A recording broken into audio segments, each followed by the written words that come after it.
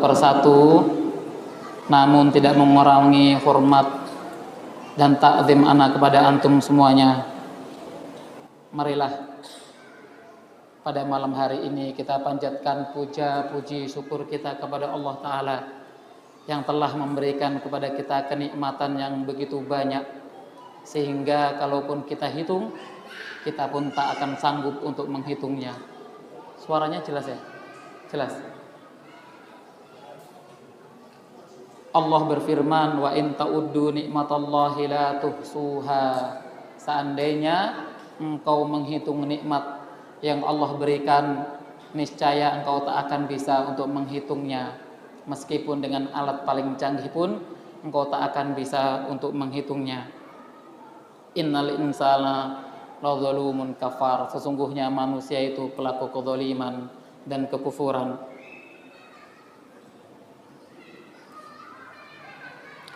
Di antara nikmat Allah yang paling besar yang Allah berikan, yang Allah anugerahkan kepada kita adalah nikmat Islam dan nikmat as-sunnah. Kedua nikmat ini tidak Allah berikan kepada sembarangan orang. Allah pilih-pilih untuk memberikan hidayah ini.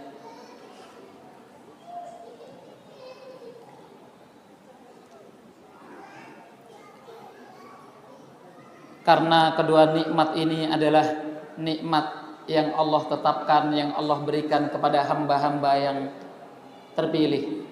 Dan alhamdulillah, semoga pada malam ini antum semuanya termasuk yang Allah pilih untuk mendapatkan nikmat hidayah, untuk mendapatkan nikmat as-sunnah. Amin ya rabbal alamin. Kemudian Syekhul Islam Ibnu Qayyim rahimahullah mengatakan, nikmat itu ada dua. Apa adik-adik? Siapa tadi yang mengatakan? Ibnu Qayyim Az-Zawji Al-Hambali. Beliau mengatakan nikmat itu terbagi dua, nikmat muqayyadah dan nikmat mutlaqah. Adapun nikmat muqayyadah, beliau mengatakan nikmat yang Allah berikan kepada seluruh manusia, baik itu muslim maupun kafir, baik dia beriman maupun tidak beriman, baik kecil maupun besar, Allah berikan nikmat yang muqayyadah, yang terbatas ini kepada mereka. Allah kasih hujan kepada siapapun, kepada orang yang beriman maupun orang kafir. Bahkan seseorang mendapatkan dunia, mendapatkan kebaikan dunia, bukanlah tanda Allah sayang kepadanya. Rasulullah bersabda, "Lau kanatid dunya ta'dilu indallahi janaha ba'udah, ma saqallahu al-kafiru minha surbatama." Seandainya dunia ini punya nilai, punya arti, punya harga di sisi Allah meskipun seberat sayap nyamuk, niscaya Allah tidak akan memberi minum orang kafir meskipun seteguk pun. Tapi nyatanya Allah memberikan nikmat kepada orang kafir, hujan dan air. Itu menunjukkan dunia dan seisinya ini tidak ada harganya di sisi Allah Ta'ala. Sudah lama kita nggak mendengar anak-anak teriak-teriak ya, Masya Allah. Calon pejuang masa depan. Amin ya rabbal alamin. Sampai mana tadi? Ibnu Qayyim, "Lau kanatid dunya ta'dilu indallah janaha ba'udah." Seandainya dunia ini punya harga, punya nilai di sisi Allah, niscaya Allah tidak akan memberi orang kafir minum. Tapi nyatanya Allah kasih mereka minum. Itu menunjukkan dunia dan seisinya ini tidak ada harganya di sisi Allah Ta'ala. Abu Hazim Salamah bin Dinar mengatakan, kullu nikmatin la tuqarribuka ilallah fahuwa bali.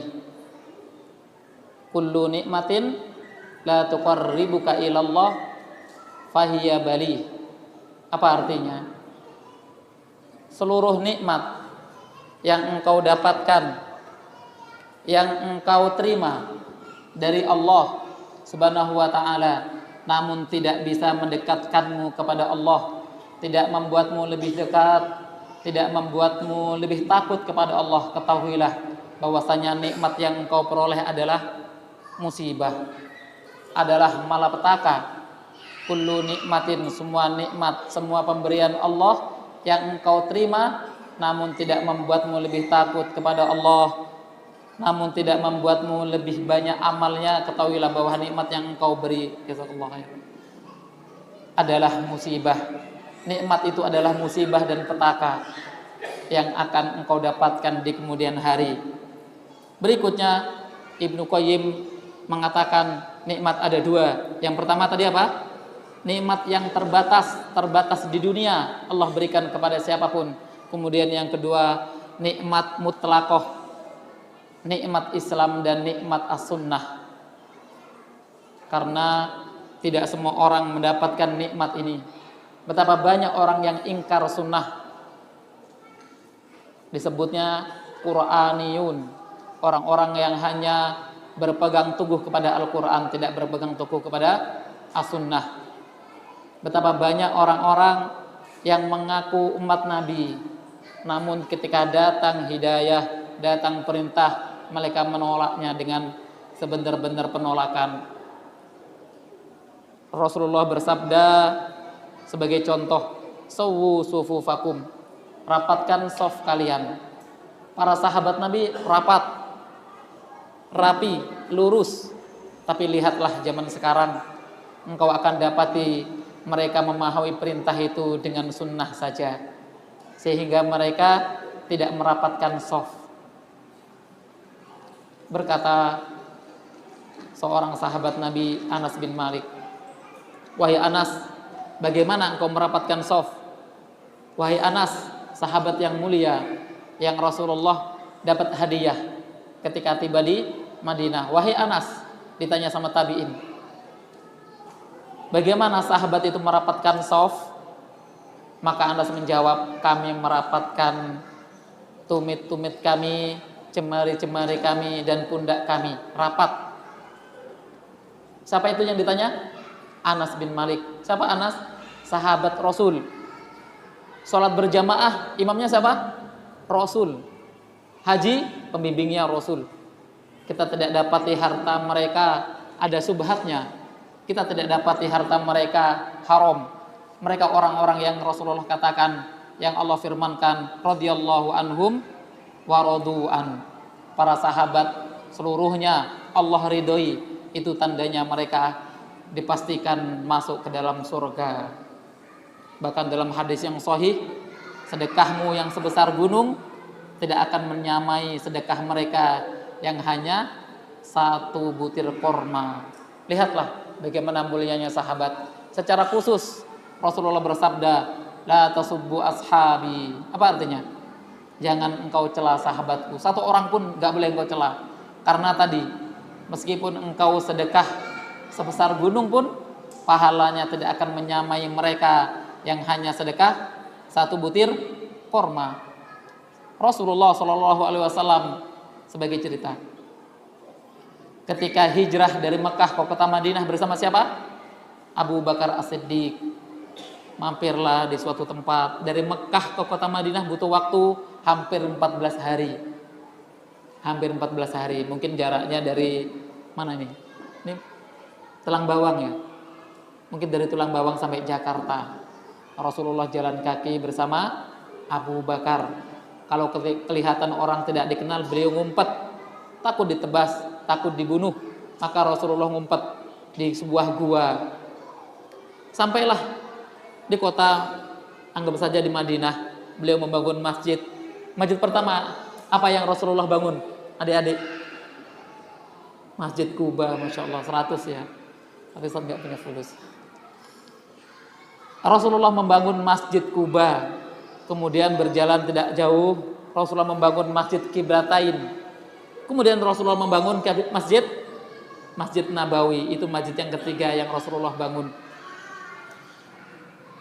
Singkat cerita, para sahabat ini seluruhnya adalah orang-orang yang baik yang harus kita ikuti dalam segala hal. Tabi'in mengikuti sahabat, Tabiut tabiin mengikuti tabiin. Sekarang kita 2026 nih ngikutin siapa sebenarnya? Ngikutin ustadz yang kadang-kadang masbuk, ngikutin Pak Kiai yang kadang-kadang nggak sholat jamaah. Ngikuti siapa sekarang sebenarnya kita? Ya Allah gitu ya. Rasulullah bersabda apa tentang orang-orang yang suka masbuk itu? Ini di luar materi belum selesai, baru mukaddimah. Man batta'a amaluhu lam yusri hisabuhu. Orang-orang yang suka menunda sholat, menunda zakat, menunda seluruh amal, Allah akan tunda hisabnya pada hari kiamat. Man batta'a amaluhu lam yusri nasabuhu atau hisabuhu. Intinya barang siapa yang suka menunda sholat, Allah akan tunda hisabnya. Yang saat itu kita sedang ngantri mungkin 50.000 tahun. Mungkin 50.000 tahun. Kita berdiri di sana, ada orang yang tenggelam di kakinya. Tenggelam kakinya sampai mata kaki. Ada yang tenggelam hingga perutnya. Ada yang tenggelam hingga pundaknya. Dan ada orang yang tenggelam seluruhnya. Kemudian Rasulullah sabdakan di sana, kecuali ada seorang pemuda, satu orang, dua orang, mungkin banyak orang pemuda, nasya'a fi ibadatillah, yang taat, yang tumbuh di dalam menuntut ilmu, di dalam beramal kepada Allah Ta'ala. Pada hari itu seorang pemuda akan Allah selamatkan. Itulah wasiat Rasulullah kepada pemuda, yang hari ini sangat susah kita dapati pemuda yang taat beragama. Kalau di kami di Belitung sana, malam ini malam apa malam ini? Malam Ahad. Karena depan pondok kami ini jalan raya hampir 2 kilo. 2000 meter. Jadi mereka balap liar, nyemplung got, nyemplung paret, meninggal di tempat, besok balapan lagi teman-temannya. Maka kita dapati 2026 ini adalah pemuda-pemuda yang susah sekali untuk mengenal agama. Kalaupun ada maka jumlahnya sedikit, mungkin 30 orang. Ya dek, berapa jumlah antum? Mungkin 30 orang, mungkin 40 orang, atau mungkin 100 orang. Tidak banyak yang Allah kasih hidayah, tidak banyak. Apalagi hidayah sunnah. Yang ada malah mereka ingkar sunnah, mengatakan tidak sesuai yang Allah katakan. Wahum ya'lamuna fil hayatid dunya wahum anil akhiratihum ghafilun. Apa ayat lengkapnya itu? Siapa yang paling banyak hafalannya adik-adik? Ya'lamuna dhahiran minal hayatid dunya. Orang-orang kafir, orang-orang yang menentang agama Allah, mereka mengetahui ilmu dunia seluruhnya. Andaikan dia taruh di hutan, dia akan bisa bertahan, akan bisa menghidupkan api di tengah hutan. Bagaimana caranya? Mereka mengetahui, ya'lamuna dhahiran minal hayatid dunya. Mereka akan mengetahui ilmu dunia dengan sangat presisi. Mereka bisa terbang ke bulan 4 orang bareng-bareng, enggak gosong. Kemarin ya, tanggal 1 sampai tanggal berapa? Tanggal 1 sampai tanggal 10 April ada orang ke bulan 4 orang. Anggaplah kita percaya. Silahkan, tidak mengapa. Yang pasti Allah berfirman, wahum ya'lamuna, wahum apa tadi yang Anda bacakan? Wahum ya'lamuna dhahiran minal hayatid dunya. Mereka mengetahui ilmu dunia dengan pasti. Wahum anil akhiratihum ghafilun. Tapi untuk akhirat mereka akan lalai. Mereka tidak akan tahu bagaimana Rasulullah angkat tangan ketika takbir. Mereka tidak akan tahu. Karena mereka tidak peduli dengan akhirat yang hanya 60 atau 70 tahun. Ada yang lebih. Ada. Rasulullah sabdakan, a'maru ummati baina sittina wa sab'in. Ketahuilah, umur umatku, kata Rasulullah, antara 60 sampai 70 tahun saja. Adapun yang lebih maka jumlahnya sedikit. Jumlahnya sedikit. Sedangkan mereka ketika ditanya tentang akhirat. Wahum anil akhiratihum ghafilun, mereka lalai, bahkan mereka ingkar. Kita masih membahas tentang nikmat yang Ibnu Qayyim sampaikan tadi. Kembali ke belakang dulu. Apa tadi? Nikmat ada dua, muqayyadah dan mutlaqah. Adapun nikmat mutlak ini Rasulullah atau Allah berikan hanya kepada orang yang beriman. Nikmat Islam dan nikmat as-sunnah. Anggaplah penduduk bumi ini adalah 8 miliar. Berapa orang? 8 miliar orang. Dari 8 miliar, anggap saja 2 miliar beragama Islam. Beragama Islam 2 miliar. Gak usah antum cek di internet, gak usah. Anggap saja dari 2 miliar manusia, sangat sedikit yang mengetahui sunnah, sangat sedikit yang mengetahui Al-Quran, sangat sedikit sekali yang beribadah terpenuhi 2 syarat. Sebutkan syarat ibadah. Harus ikhlas, harus mutabaah. Engkau sholatmu harus ikhlas, caramu harus Rasulullah ajarkan. Engkau tak boleh ibadah dengan cara yang kau bikin sendiri.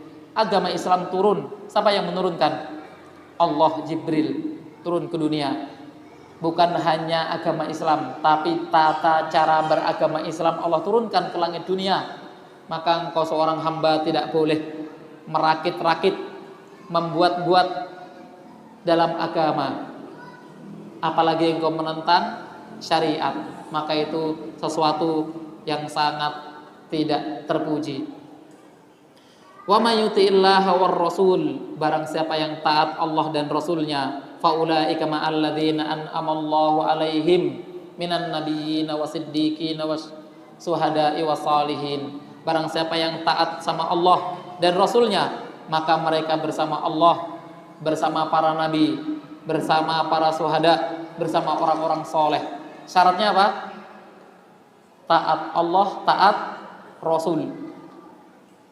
Bukan taat sama ustadz. Tapi kalau ustadznya berpegang teguh pada Al-Quran dan As-Sunnah, wajib ditaati. Taat kepada kiai jika kiainya taat kepada Allah dan Rasulnya, maka kita taat kepada mereka. Wa may yuti'illaha war rasul faulaika ma'al ladzina an'amallahu alaihim minan nabiyyin wasiddiqin wasuhada'i wasalihin. Barang siapa yang taat kepada Allah dan Rasulnya, maka mereka bersama para nabi, para syuhada, dan para orang-orang soleh. Inilah nikmat yang hakiki yang Allah berikan kepada siapa yang Allah kehendaki dan siapa yang Allah pilih. Tidak semua orang akan mendapatkan nikmat ini. Jangan justru mengenal sunnah tahun 2000. Namun sekarang menyesal, kenapa saya harus lebih dulu mengenal sunnah. Akhirnya sekarang saya gak bisa makan riba misalnya, gak bisa korup, gak bisa berbuat maksiat gara-gara mengenal sunnah. Jangan pernah engkau katakan, karena itu adalah nikmat terbesar. Seseorang hanya bisa mengenal nikmat Islam, ihsan, dan iman. Tapi sangat sedikit yang Allah beri nikmat bisa mengenal as-sunnah. Dalam surat Yunus Allah berfirman, "Qul bifadlillahi wa birahmatihi fabidzalika falyafrahu huwa khairum mimma yajma'un." Ada yang bisa mengulangi? Qul bifadlillahi wa birahmatihi fabidzalika falyafrahu huwa khairun mimma yajma'un. Oh, karena ada rekaman. Jadi enggak ada yang bawa buku, enggak ada yang bawa pulpen. Enggak apa-apa. Daripada salah catat ya toh, mendingan menyimak dahulu. Imam Daruqutni, ada yang kenal sahabat sekalian? Jamaah salat maghrib yang semoga Allah rahmati. Imam Daruqutni belajar hari ini, nulisnya besok. Jadi hari ini beliau mendengarkan kajian, besok baru dia tulis. Jadi jeda 1 hari. Imam Daruqutni, hafalannya sangat kuat. Imam Syafi'i. Beliau dikenal dengan imam yang miskin, tapi bukan miskin ilmu, hanya miskin harta. Beliau bahkan tidak mampu untuk membeli kertas, hanya mampu untuk membeli tinta. Kalau kajian duduknya paling belakang sono, no, paling pojok nih. Mana yang paling pojok ini? Yang nyari tempat paling santai ya. Ya Allah, ustadznya belum sandaran loh ini. Imam Syafi'i belajarnya paling pojok sana. Takut diajak teman-temannya karena nggak bisa membeli kertas, hanya mampu membawa tinta. Akhirnya kalau pagi-pagi jam 3 beliau ngeker-ngeker tong sampah, siapa tahu ada tulang yang agak besar. Tulang ngomong kayak tulang onta itu loh yang pahanya kan besar tau. Nah itu. Imam Syafi'i menulis ilmu di atas tulang. Duduknya paling belakang. Oh tulang sak mini kayak kudi. Sak pupu itu besar. Imam Syafi'i menulis di sana. Satu hadis beliau tulis. Karena Imam Syafi'i sekali baca langsung hafal. Sekali dengar langsung hafal. Bahkan lewat pasar orang bilang 3.000, 2.000, beliau nutup telinga. Takut kehafal ucapan mereka itu. Maka Imam Syafi'i nggak apa-apa duduk paling belakang sono. Imam Syafi'i dibolehkan duduk paling belakang dan membawa tulang besar yang beliau bawa. Dan beliau jika sudah beliau tulis, jika beliau sudah hafal, tidak akan lupa. Alhamdulillah malam ini saya menengok Imam Syafi'i semua. Lebih hebat dari Imam Syafi'i. Tanpa pulpen, tanpa kertas. Masya Allah. Semoga ya Allah kuatkan hafalan kita. Allahumma as'aluka, Allahumma qawwili hifzi. Pernah adik ngomong gitu? Ya Allah kuatkanlah hafalanku. Pernah antum baca? Sahabat Nabi itu semuanya Allah minta sama Allah. Sendal hilang, ya Allah temukanlah sendalku ya Allah. Minta sendal hilang loh, minta sama Allah. Tali sendal yang putus itu minta sama Allah dulu, ya Allah mudahkan hamba hari ini kerja agar bisa membeli sendal. Ini sahabat Nabi, semuanya mintanya sama Allah. Siapa gurunya? Rasulullah sholat sebagai imam, sahabat makmum. Kalau ada yang masih lari itu ditunggu sama Nabi. Ayo cepat, jangan ada yang masbuk. Ayo cepat sholatnya, jangan ada yang masbuk. Enggak buru-buru. Subhana rabbiyal azimi wa bihamdi sami Allah. Akhirnya apa? Yang masbuk banyak. Imamnya ada rasa senang kalau lihat makmum masbuk. Ada perasaan gitu imam? Enggak ada ya insyaallah ya. Enggak di sini ya, di Jakarta semua ya. Insyaallah seperti itu. Tapi kalau ada imam seperti itu mungkin ada kesalahan sedikit aja. Rasulullah kalau jadi imam menunggu makmum. Kalau masih ada yang lari, orang mereka lari bisa 2 jam dari rumahnya. Masa sampai masjid Rasul tinggalkan? Rasul selalu tunggu. Sampai nggak ada yang lari-lari. Jika kalian ternyata mendapati imam rukuk, maka rukuklah. Itu perintah Rasulullah. Artinya Rasulullah sangat cinta kali sama umatnya. Rasulullah sangat pandai membaca situasi. Seorang sahabat miskin, tidak punya apa-apa, hanya punya orang tua. Ya Rasulullah, amal apa yang paling utama? Maka apa jawab Rasul? Hanya yang birrul walidain. Karena Rasul tahu sahabat ini hanya punya ibu, maka amal yang paling utama adalah menjaga ibumu. Karena kalau sahabat ini sholat, ibunya bisa jatuh dari ranjang misalnya. Maka Rasulullah katakan, jaga ibumu. Sahabat lain datang lagi. Ya Rasulullah, ayu amali afdol. Ya Rasulullah, amal apa yang paling utama? Maka Rasulullah katakan apa? As-salatu ala waktiha. Salat tepat waktu, karena sahabat ini gak pernah telat. Biar tambah semangat dikatakan, ya Rasul, adakah amal yang lebih utama dari salat? Maka gak ada. Salat itu yang paling utama. Apa kata Rasulullah?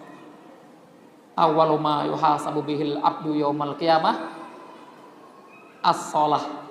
Amal pertama kali yang Allah akan tanya, yang Allah akan sidang adalah salat. Jika salatmu baik, amalmu ikut baik. Tapi kalau sholatmu masbuk, sholat gerhana masbuk, zuhur masbuk, asar masbuk, ya Allah. Sholat id masbuk, ya Allah. Masih ada masbuk itu. Maka ketahuilah amalmu ikut buruk. Amalmu ikut buruk. Cukup jaga sholat, Allah akan perbaiki seluruh hidupmu. Jaga sholat itu. Inna awwala ma yuhasabu bihil abdu yaumal qiyamah as-sholah. Sesungguhnya amal pertama kali yang Allah akan sidang pada hari kiamat adalah sholat, bukan yang lain, sholat. Karena sehari 5 kali antum lelah-lelah capek-capek sholat, buat apa? Karena penting kali sholat itu. Kalau sampai masbuk nggak ada uzur, gara-gara scroll HP, scroll tok-tok, itu binasa. Allah katakan, Rasul bersabda apa?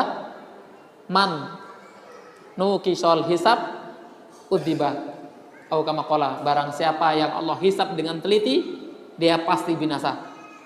Karena engkau akan dihisab per detik. Per detik akan dihisab. Bukan begini. Allah akan tanya, Allah akan sidang antum. Per detik Allah tanya. Jika Allah tanya antum per detik, binasa kita. Bukan hanya antum, ustadznya mungkin juga. Man nukisho hisab udzibah.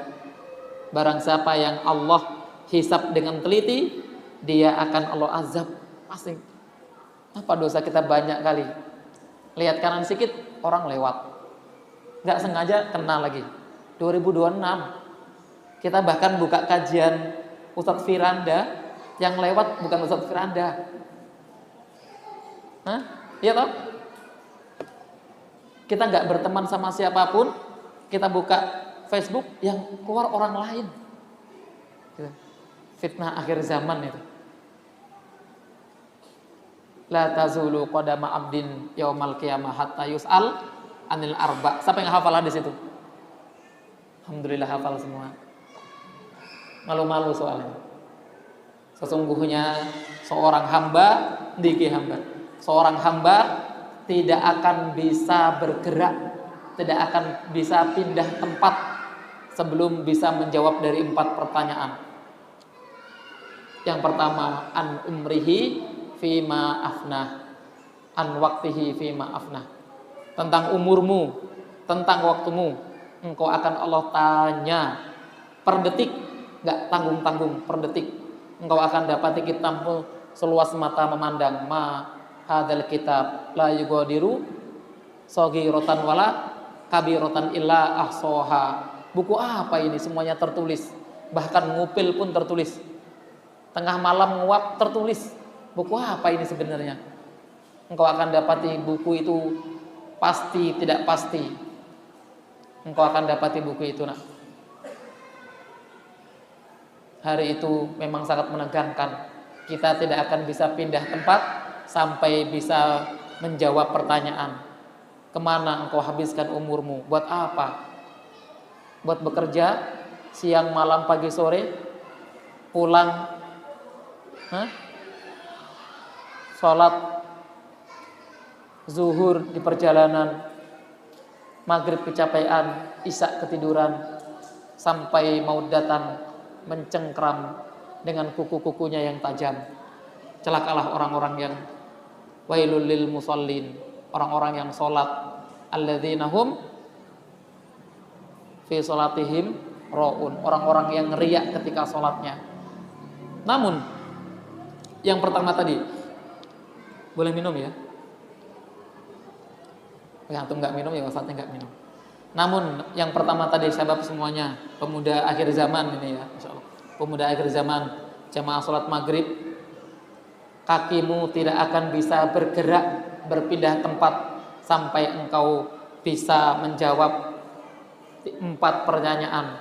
Yang pertama, an umrihi fima afnah, umurmu engkau habiskan buat apa? Wa an syababihi bima ablah, dan masa mudamu. Setelah Allah tanya umur, Allah tanya lagi masa muda. Wahai para pemuda, Allah akan tanya, engkau ngapain saja di pondok, setiap hari nambah atau tidak ilmunya. Tetaplah menjadi santri meskipun benjol palanya, dicitakan guru, tetap jadi santri, betah-betah di pondok. Ustaz pun sama kok, pernah mondok dulu di Bin Bas juga pernah diterjang sama guru, ya bukan ustaz. Jadi tetaplah jadi santri meskipun benjol, meskipun kepalanya kena citak, jangan putus asa. Tetaplah jadi santri. Karena orang lain itu pengen mondok, cuman bapak ibunya nggak ngasih. Antum, bapak ibunya nyuruh pondok, malah antum yang nggak mau. Tidak akan bergerak kaki seorang hamba sampai dia akan ditanya 4 hal.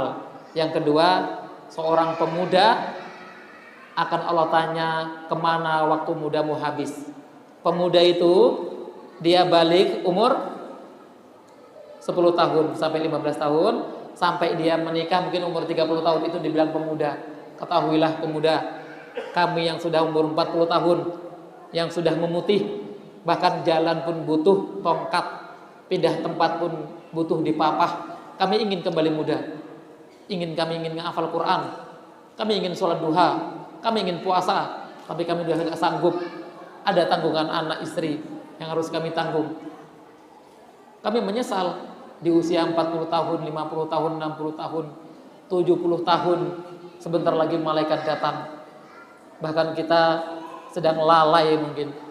Kalau itu sehat, sekarang tubuh kami sakit, bergerak pun kretek, bunyi. Kami pernah mengalami masa muda, mungkin 10 tahun yang lalu, 20 tahun yang lalu. Namun kalian tidak mengetahui bagaimana kami menyesalinya. Ya laitani kuntu turaba, seandainya kami jadi tanah aja lah. Kami takut dengan hisab Allah ini, yang 4 ini aja kami takut. Ya laitani kuntu turaba, andaikan kami jadi tanah sajalah, gak usah jadi orang. Jadi orang itu susah, banyak pertanyaan, banyak permasalahan. Kullukum mas'ulun wa kullukum mas'ulun an ra'iyatih. Kalian semuanya adalah pemimpin dan semuanya akan Allah minta tanggung jawab. Seorang mudir akan dimintai tanggung jawab pondoknya. Seorang yayasan akan Allah mintai tanggung jawaban atas bawahannya. Dan seorang ayah, Allah akan tanya anak istrimu dan seluruh hartamu. Allah akan tanya semuanya. Yang pasti pertanyaan itu benar-benar 1 detik. Wa inna yauman inda rabbika ka'alfi sanatin mimma ta'udun. Sesungguhnya satu hari di akhirat nanti setara dengan 1000 hari, 1000 tahun. 1 hari di dunia, 1 hari di akhirat itu setara dengan 1000 tahun mimma ta'udun yang kalian hitung. Kalau sekarang 2026, itu artinya itu baru 2 hari 30 menit bumi ini ada. Sejak Nabi Isa naik, sekarang dihitung 2026, itu artinya baru 2 hari 30 menit. Kalau umur kita 60 tahun, 70 tahun, itu artinya kita hanya hidup 1 jam 30 menit. Hanya hidup 90 menit. Relakah kita mengorbankan 1 jam 30 menit untuk akhirat kita yang panjang sana? Relakah kita menukar yang seharusnya waktu yang kita punya ini untuk beramal engkau gunakan dengan sia-sia? Relakah kita semuanya? Jangan sampai engkau menukar duniamu, jangan sampai engkau menukar akhiratmu dengan dunia yang hina ini. Yang Allah katakan tadi apa? Tidak senilai dengan sayap nyamuk. Tidak senilai dengan sayap nyamuk.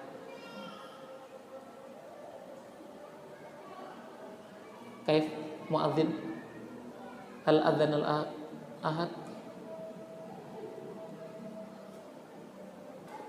Alhamdulillah wassalatu wassalamu ala rasulillahi amma ba'du.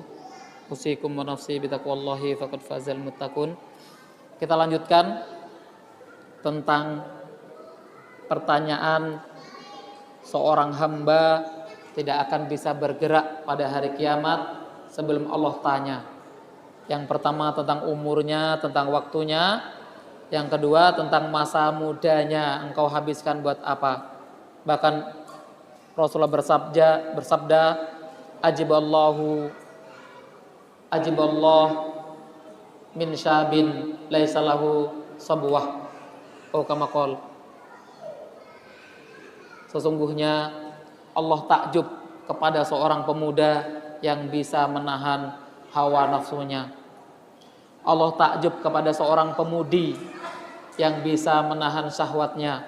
Karena masa muda, masa yang paling rawan, masa emas, masa berlian mereka, yang orang-orang yang sudah menua menyesali kenapa masa muda ini berlalu. Bahkan Allah pun takjub kepada seorang pemuda yang bisa menahan dirinya dari berbuat dosa.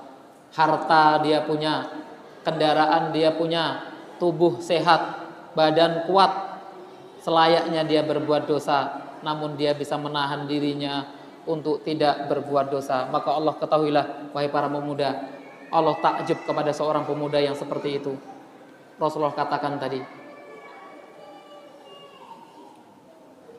Pertanyaan ketiga, wa an ilmihi bima amila bih.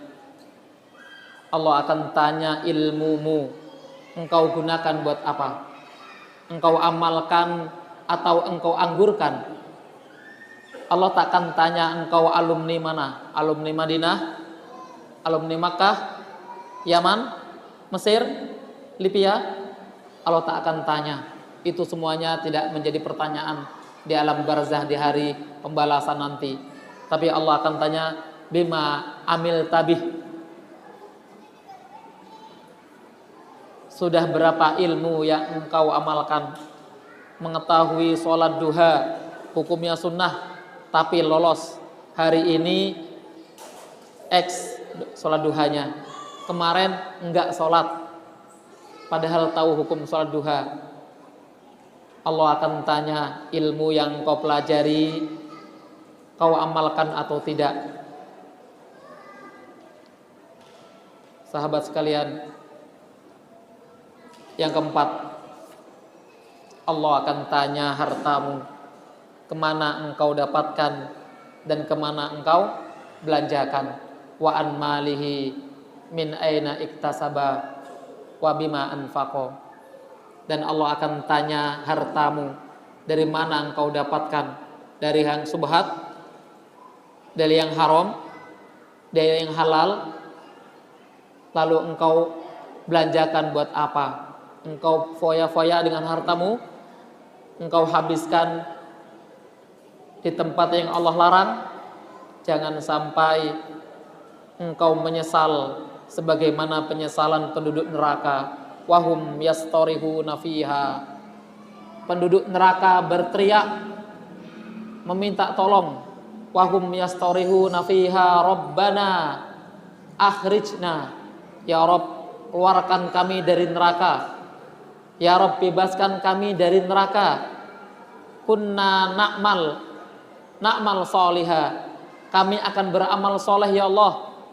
Kami akan sholat, akan zakat, akan puasa, akan haji. Ghairal kunna na'mal. Yang dahulu kami tinggalkan. Jangan engkau sampai menyesal sebagaimana penyesalan orang-orang penghuni neraka. Wahum yastorihun. Mereka berteriak minta tolong. Rabbana ahrijna, ya Rabb, keluarkan kami dari neraka. Kunna na'mal solihah, kami akan beramal soleh. Ghairal kunna na'mal, yang kami tinggalkan dahulu. Mereka menyesal, mereka ingin kembali ke dunia.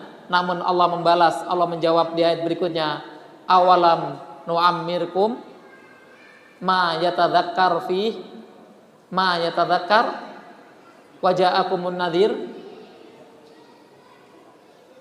Allah jawab, bukankah telah kami panjangkan umurmu sampai 60 tahun, sampai 70 tahun? Bukankah waktu itu telah cukup untuk engkau berpikir, untuk engkau menyesal? Buat apa engkau diciptakan? Buat apa engkau ada di bumi ini? Bukankah cukup umur 60 tahun itu engkau pakai buat berfikir? Itu kata Allah. Awalam nu'ammirkum, bukankah telah kupanjangkan umur kalian sampai 60 tahun? Ada yang mengatakan sampai 17 tahun, 20 tahun, 30 tahun, 40 tahun. Kalau kita lihat Rasulullah bersabda, umur umatku 60 sampai 70 tahun. Anggap saja Allah panjangkan umurmu semuanya sampai 60 tahun atau 70 tahun. Bukankah waktu itu telah panjang? Bisa engkau gunakan buat berfikir.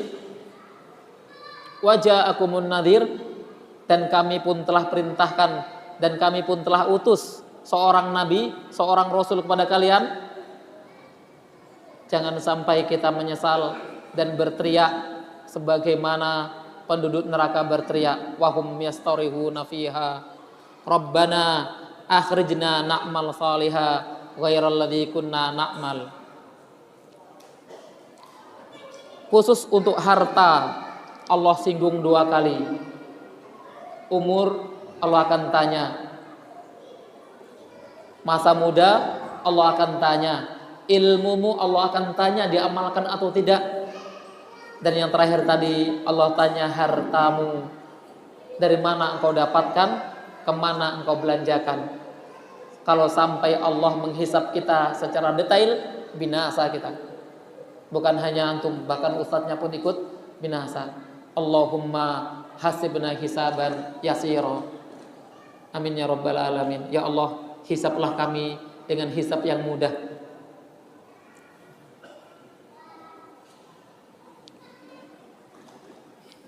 Kita masih berbicara tentang pentingnya mendapatkan hidayah sunnah.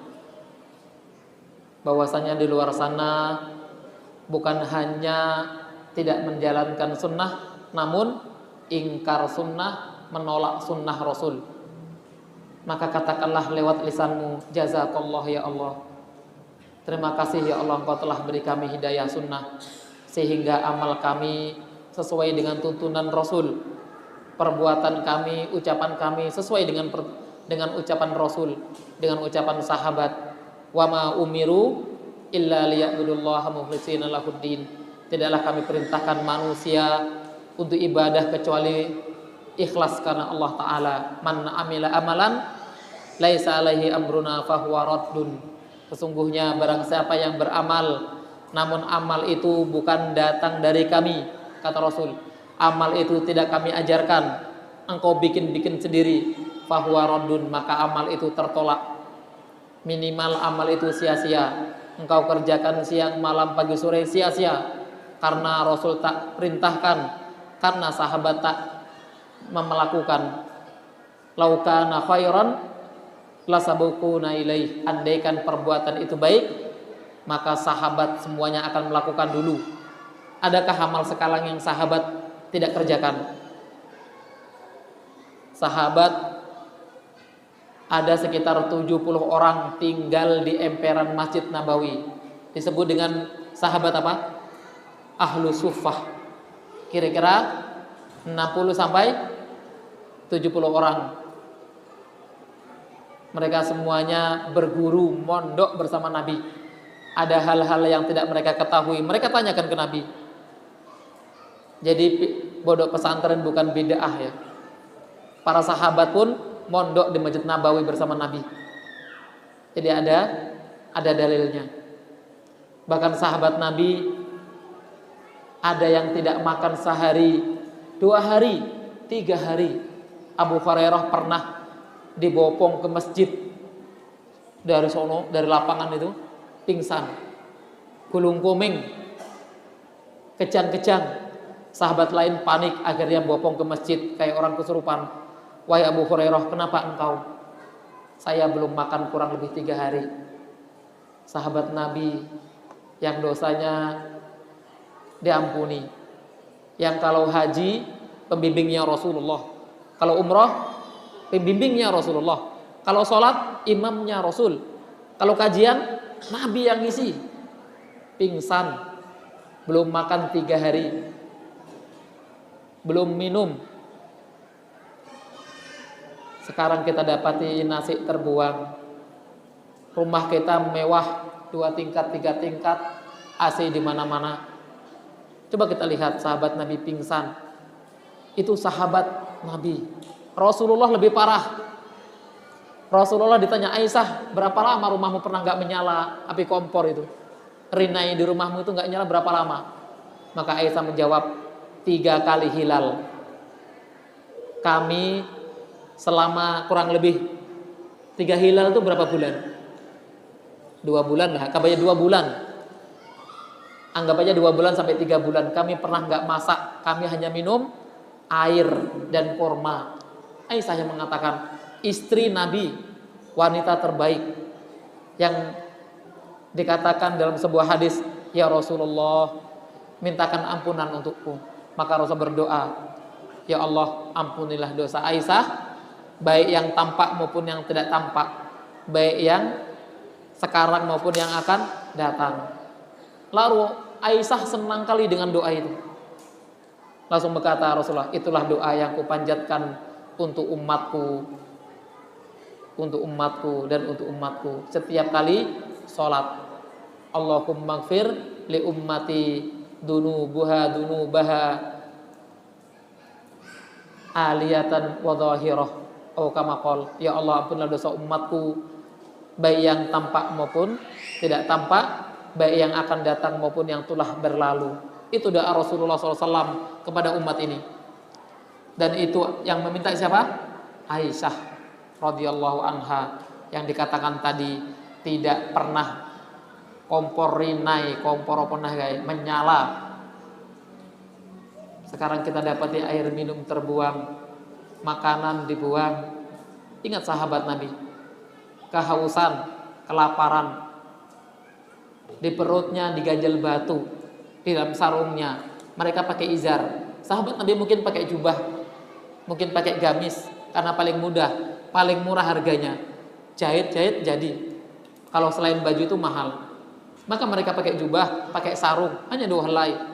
Bahkan ada sahabat Nabi meninggal dunia, kain kafannya jika ditutut, ditarik buat nutupi kepalanya, kakinya tampak. Jika kain kafannya ditarik buat nutupi kaki, kepalanya tampak. Maka Rasulullah perintahkan tutupi wajahnya, kakinya balut pakai tikar, iddikhor. Sahabat Nabi, mereka rela mengorbankan harta mereka, waktu mereka, bahkan nyawa mereka. Siapa yang tidak kenal Khalid bin Walid? Setiap inci, setiap senti dari tubuhnya ada bekas panah, bekas tombak, bekas pedang. Mereka rela mengorbankan nyawa mereka demi melindungi Rasulullah SAW. Ketika perang Uhud, kaum muslimin dapat serangan telak oleh Khalid bin Walid. Ketika itu masih kufur. Orang-orang kafir melemparkan anak panah yang jumlahnya puluhan. Ada sahabat Nabi yang dengan gagah menghalang anak panah itu.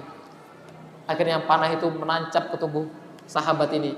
Di belakangnya Rasul yang sedang berusaha melepaskan anak panah yang tertancap di gerahamnya.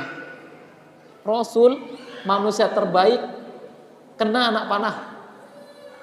Kalau 2026 ada orang kebal, ketahuilah itu bukan manusia, itu jin. Karena manusia yang terbaik adalah Rasulullah, masih tembus sama panah, giginya rompal, beliau berusaha melepas. Namun dengan saat yang bersamaan anak panah datang bertubi-tubi. Sahabat bangkit, mengorbankan jiwanya, mengorbankan nyawanya untuk Rasul. 2026 antum belum mengorbankan apa-apa, baru mengorbankan waktu. Itu pun sudah berat. Sholat subuh 1 saf, sholat id penuh, padahal engkau akan ditanya sholat subuh, namun sholat id yang penuh. Terbalik. Alhamdulillah masih mau sholat. Alhamdulillah, meskipun masbuk, meskipun bikin jamaah baru, gak apa-apa, yang penting sholat.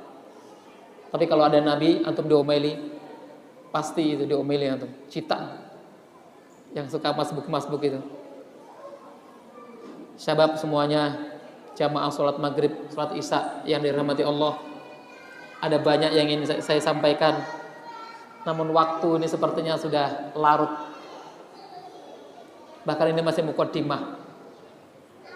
Judul kita menghadapi fitnah akhir zaman. Belum pembahasan, belum takrifnya juga belum. Wis tidak apa-apa. Masih ada waktu insyaallah di kemudian hari kalau diundang lagi. Kalau enggak ya ada Ustadz Farel, Ustadz Egi, Ustadz Agi dan teman-teman yang akan mengisi. Karena ceramah kali ini adalah ceramah uji coba katanya. Kalau ustadznya layak